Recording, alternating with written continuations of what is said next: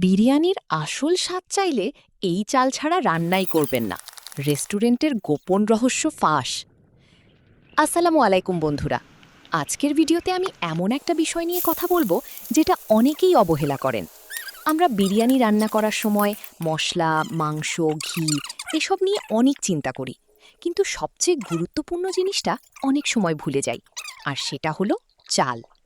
আপনি যত ভালো মশলা ব্যবহার করেন না কেন, চাল যদি ঠিক না হয় তাহলে বিরিয়ানির সেই আসল স্বাদ কখনোই আসবে না।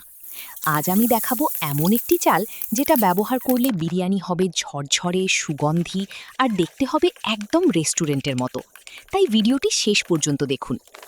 অনেকেই মনে করেন বিরিয়ানির স্বাদ শুধু মশলার ওপর নির্ভর করে, কিন্তু বাস্তবে বিরিয়ানির প্রায় অর্ধেক সৌন্দর্য নির্ভর করে চালের ওপর।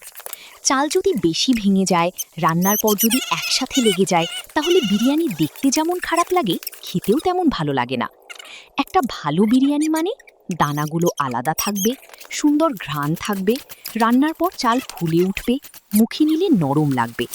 এই সব কিছুর জন্য সঠিক চাল নির্বাচন খুবই জরুরি। আজ আমি যে চালের কথা বলছি সেটি হলো চাষি ভাই চাল। বাজারে অনেক ধরনের চাল আছে, কিন্তু বিরিয়ানির জন্য এমন চাল দরকার যেটা রান্নার পর দানাদার থাকবে এবং সুন্দর সুগন্ধ দেবে। আমি নিজেই এই চাল ব্যবহার করে যে ফলাফল পেয়েছি তা সত্যিই ভালো লেগেছে। চালের দানাগুলো সুন্দর, পরিষ্কার এবং রান্নার পরে যথেষ্ট লম্বা হয়। এখন অনেকেই একটা ভুল করেন, চাল ধোয়ার সময় বেশি ঘষাঘষি করেন, এতে চাল ভেঙে যেতে পারে। আমি সাধারণত 2-3 বার হালকা করে ধুয়ে নিই, তারপর প্রায় 20 থেকে 30 মিনিট ভিজিয়ে রাখি। এই ভিজিয়ে রাখার কারণে চাল সমানভাবে সেদ্ধ হয় এবং দানাগুলো সুন্দরভাবে ফুলে ওঠে। এটাই রেস্টুরেন্টের অনেক রাঁধুনির একটি সাধারণ কৌশল। এখন আমি কয়েকটি গুরুত্বপূর্ণ টিপস বলবো। প্রথমত, চাল কখনো পুরোপুরি সেদ্ধ করবেন না, প্রায় 70 থেকে 80% সেদ্ধ হলেই নামিয়ে ফেলুন। দ্বিতীয়ত, পানি ভালোভাবে ছড়িয়ে নিন। তৃতীয়ত, দম দেওয়ার সময় তাপমাত্রা কম রাখুন। চতুর্থত, খুব বেশি নাড়াচাড়া করবেন না। এই কয়েকটি নিয়ম মেনে চললে বিরিয়ানি অনেক বেশি ঝরঝরে হবে।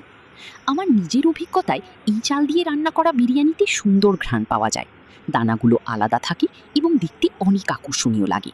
পরিবারের সদস্য বা অতিথিদের সামনে পরিবেশন করলে তারা সহজেই বুঝতে পারবেন যে বিরিয়ানিটি যত্ন নিয়ে রান্না করা হয়েছে। তো বন্ধুরা, আজকের ভিডিওতে আমি দেখালাম বিরিয়ানির জন্য চাল নির্বাচন কতটা